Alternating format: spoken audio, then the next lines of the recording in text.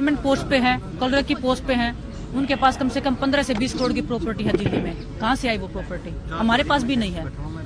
सरकार हमको मेडल के बाद इतना पैसा देती है, बजरंग का ओलंपिक मेडल आएगा, इसके पास भी इतनी प्रॉपर्टी नहीं होगी जितनी 15-20 करोड़ की प्रॉपर्टी वो लेके बैठे। कहाँ से आए वो? जांच होनी चाहिए उनकी। पूरा सब खिलाड़ियों का पैसा अपने घर में ही लेके बैठे हैं, खा गए सब कुछ, और अभी खिलाड़ियों को इंडिसिप्लिन बोल रहे हैं। मैं वही बता रहा हूँ, टाटा मोटर्स 15 करोड़ कितने करोड़ 7 करोड़ कितने दे रहा साल के, सिर्फ 2-3 खिलाड़ियों को मिला था स्टार्टिंग में, वो भी 2-3 जो हमारे से। हाँ वही तो बोल रहा हूँ ना, जो ए ग्रेड में थे ना उनको 2-3 किस्त मिली थी, उसके बाद किसी को नहीं मिला। जो बोल रहे थे ना कि हम ग्रेड डी बनाएंगे, ग्रेड एफ बनाएंगे, हर साल बच्चों को पैसे देंगे, कुछ नहीं मिल रहा बच्चों को। वो 2 किस्त वो बड़े खिलाड़ी है कि वो भी पसंदीदा खिलाड़ियों का शोषण करते हैं।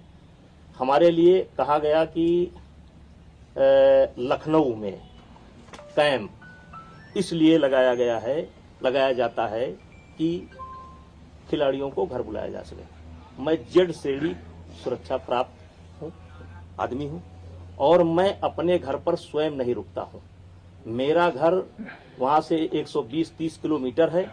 मेरा घर है लखनऊ में, लेकिन मैं यदा कदा साल में 1 बार या 2 बार रुकता हूं। और सबसे बड़ी बात यहां है, अन्यथा मत लीजिएगा, एक शेर बोलना चाहता हूं कि इसीलिए तो डगर डगर बदनाम हो गए मेरे आंसू, इसीलिए तो नगर नगर बदनाम हो गए मेरे आंसू। मैं उनका हो गया कि जिनका कोई पहरेदार नहीं था। मैं कमजोर जो राज्य हैं, जो कमजोर राज्य के खिलाड़ी हैं, मैं ये पूछना चाहता हूं कि ना आप नेशनल लड़ोगे, ना आप ओपन नेशनल लड़ोगे, ना आप ट्रायल दोगे। ट्रायल भी आप चाहते हैं कि सारे खिलाड़ियों का ट्रायल हो जाए, फिर जो खिलाड़ी उसमें जीतता हो उससे आपका अकेले ट्रायल हो जाए।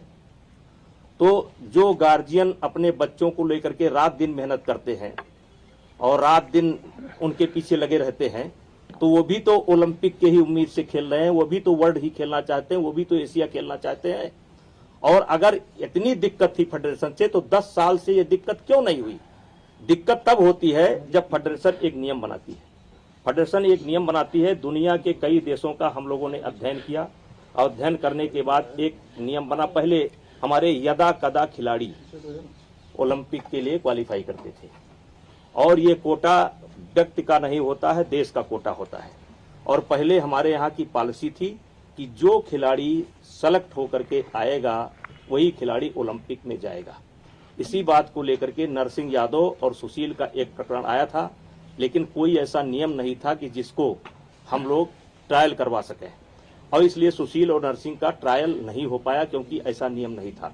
इस बार ओलंपिक के बाद हम लोगों ने महसूस किया, दुनिया के कई देशों का हम लोगों ने अध्ययन किया, और अध्ययन करने के बाद ये निकाला कि ओलंपिक में अगर कोई खिलाड़ी कोटा लेकर के आता है तो पहले जो देश के खिलाड़ी हैं उनके बीच में एक ट्रायल होगा, फिर जो देश को जीतेगा उससे ओलंपिक के जो क्वालिफाई करके आए हैं उनके बीच में एक कुश्ती होगी।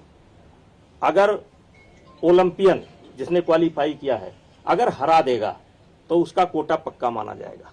अगर बाई चांस वो खिलाड़ी हार जाए, तो उसको 15-20 दिन के बाद एक मौका और मिलेगा। यानी कि नया खिलाड़ी अगर आएगा तो उसको 2 बार जिसने कोटा लिया है उसको हराना पड़ेगा, और जो खिलाड़ी सेलेक्ट होकर के आया है एक कुश्ती केवल जीत लेगा। तो एक निर्णय तो ये हुआ, फेडरेशन का तानाशाही वाला निर्णय एक ये हुआ कि अब फेडरेशन जो है, ये फेडरेशन तानाशाही की तरह काम कर रही है या आप नहीं, ये जो जैसे जो आरोप है कि तानाशाही के लिए काम कर रहे हैं, इसको लेकर के सारे कोचों से बीच में मीटिंग हुई, और यहां तक कि इन खिलाड़ियों को भी बताया गया था कि फेडरेशन ऐसा विचार कर रही है। और हमारा वो फैसला नहीं है, हमारे जो है एजुकेटिव बाजी का फैसला है, जिसमें जो है इनका क्या नाम है, कोचों की सहमति है, अच्छे पहलवानों से भी राय ली गई है, इन पहलवानों से भी राय ली गई है, और लेने के बाद एक फैसला किया गया कि दूसरा एक ये हो गया। दूसरा इसके लिए हर कोई भी परमिशन है, नाम लेना है, हर दिन पैरों में गिड़गिड़ाओ, भीख मांगो, ये करो वो करो, तो मर्जी है। जो हमारे रेसलिंग में असिस्टेंट सेक्रेटरी के पोस्ट पे वो बैठे हैं, जो भी बच्चे जाते हैं कभी उनको गिफ्ट देते हैं, कभी घी देते हैं, कभी दूध देते हैं, कभी पैसे देते हैं, तब उनके नाम डालते हैं कैंप में, कोचेज के नाम डालते हैं इंटरनेशनल कैंप के लिए पैसे लेके। जो टोक्यो ओलंपिक्स में जो वुमेन्स टीम के साथ में जो एक कोच गया था राजीव तोमर, वो उनको वुमेन्स रेसलिंग का कुछ भी नहीं पता, ना कभी वो हमारी टीम के साथ में थे कभी भी, क्योंकि उनको रेलवे में प्रमोशन होना था तो उनको टोक्यो ओलंपिक से भेज दिया गया।